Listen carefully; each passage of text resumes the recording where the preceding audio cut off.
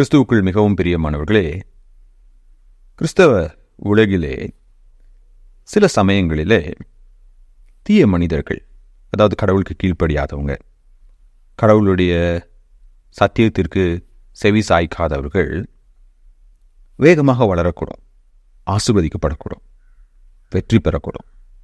அதை பார்க்கும்போது நம்முடைய இருதயத்தில் ஒரு தடுமாற்றம் ஏற்படலாம். என்னடா நம்ம கடவுளுக்கு உண்மையாக இருக்கிறோம், நம்மளே மாதிரி நிறைய பேர் கடவுளுக்கு உண்மையாக இருக்கிறாங்க, அவங்கள காட்டிலும் கடவுளுக்கு உண்மை இல்லாத இவங்க இவ்வளோ சக்ஸஸ்ஃபுல்லாக இருக்கிறாங்களே, இது தடுமாற்றம் நமக்கு வரக்கூடும். அப்போஸ்தலனாகிய பவுல் இதை குறித்து பிலிப்பியருக்கு கொடுத்த ஒரு ஆலோசனையை இன்றைக்கு நாம் வாசிக்கலாமா? பிலிப்பியர் 1:28. நீங்கள் மருளாதிருக்கிறது அவர்கள் கெட்டு போகிறதற்கும் நீங்கள் ரட்சிக்கப்படுவதற்கும் அத்தாட்சியாய் இருக்கிறது. இதுவும் தேவனுடைய செயலே. பவுல் பிலிப்பியரை பார்த்து, நீங்க இதற்கு முன்னாடி நான் சொன்ன அந்த தவறான போதகர்களைப் போல, உபதேசகர்களைப் போல தவறான பாதையில் செல்லாமல் நீங்கள் இன்னும் சரியான பாதையில் தான் சென்றுட்டு இருக்கிறீங்க. அதுக்காக நான் உங்களை என்ன பண்ணுறேன், பாராட்டுறேன் அப்படின்னு சொல்கிறார். இந்த வசனத்தில் பவுல் கூறும் 3 முக்கியமான கருத்துக்கள். முதலாவது, நாம் தீய மனிதர்களை பார்த்து அவர்களைப் போல வெற்றி பெற வேண்டும் என்று ஆசைப்படக்கூடாது. ஆனால் பழைய ஏற்பாட்டில் மீண்டும் மீண்டும் ஒரு வாக்கியம் சங்கீத புஸ்தகங்களிலும் நீதிமொழிகளிலும் இடம்பெறும். அது என்னவென்றால், பொல்லாத மனிதன் மீது பொறாமை கொள்ளாதே. ஏன்னா பொல்லாத மனிதர்கள் சில நேரத்தில் ரொம்ப சக்ஸஸ்ஃபுல்லாக இருப்பாங்க. அவங்களுடைய வளர்ச்சி விஸ்வரூப வளர்ச்சியாக இருக்கும். அதை பார்த்த உடனே நம்மளும் ஒருவேளை அவங்கள போல இருந்தோம்னா நம்முடைய வாழ்க்கையிலையும் நம்ம வெற்றி பெறலாம், நிறைய பணம் சம்பாதிக்கலாம், பேர் புகழ் கிடைக்கும், நிறைய வாய்ப்புகள் நமக்கு கிடைக்கும் அப்படிங்கிற ஒரு சோதனை நமக்கு வர நேரிடும்.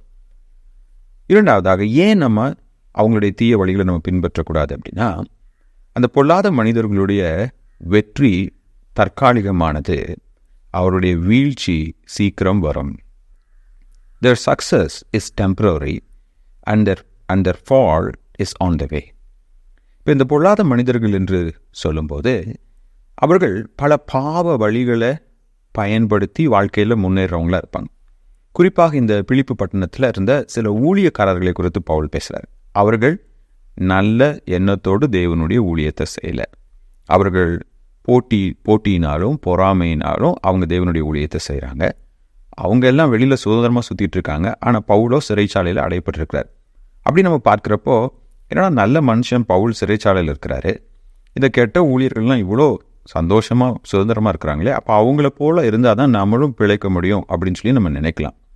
ஆனால் பவுல் சொல்கிறாரு, அவர்களுடைய வீழ்ச்சி சீக்கிரம் வருது, அவங்க நிச்சயமாக என்ன பண்ணுவாங்க, வீழ்ந்து விடுவார்கள். ஆனால் நீங்கள் அவர்களைப் போல இருக்கக்கூடாது. மூணாவது கருத்து அவர் சொல்கிறாரு, நீங்கள் ஏன் அவங்கள பின்பற்றக்கூடாது, ஏன்னா அவர்கள் சீக்கிரமாக வீழ்ந்து போவார்கள், தற்காலிகமாக வெற்றி பெற்றிருந்தாலும்.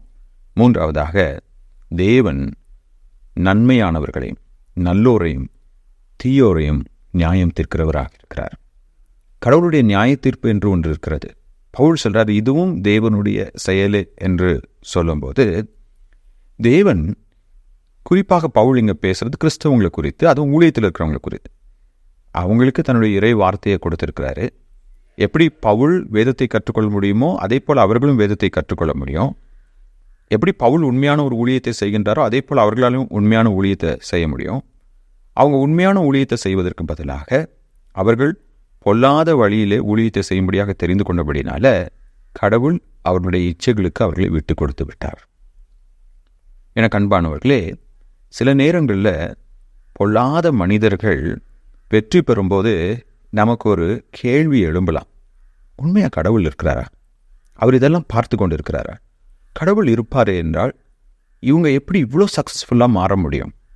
எனக்கு அன்பானவர்களே, அவர்களுடைய வெற்றியும் அவருடைய பொல்லாத வழிகளிலே அவர்கள் காணும் உயர்வுகளும் தேவன் அவர்களை கைவிட்டு விட்டார் என்பதற்கு ஒரு அர்த்தமாக இருக்கிறது. எனவே தேவனுடைய நியாய தீர்ப்பு என்பது இறுதி நாளிலே அவர்கள் நரகத்தில் தள்ளப்படுவது மட்டுமல்லாமல் இந்த உலகத்தில் அவனுடைய பாவ வழியிலே போகும்படியாக தேவன் அவர்களை விட்டுவிட்டார். அவனுடைய பாவ வழிகளிலே அவர்கள் சென்று அந்த பாவ வழிகளிலே அவர்கள் அழிந்து போவார்கள்.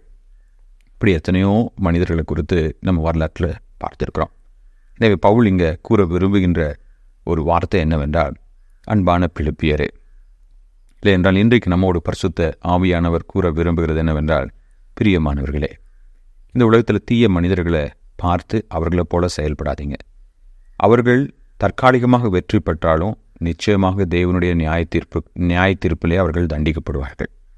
தீய மனிதர்களுடைய வெற்றி கடவுள் அவர்களுக்கு துணை நிற்கிறார் என்பதல்ல, கடவுள் அவர்களது பாவ வழிகளிலே விட்டுவிட்டார் என்பதுதான். எனவே நாம் தீயவர்களை அல்ல, கர்த்தருக்காக உண்மையாய் வாழ்ந்த நற்சாட்சிகளை பின்பற்றுவோம். தேவன் நம்மை ஆசீர்வதிப்பாராக.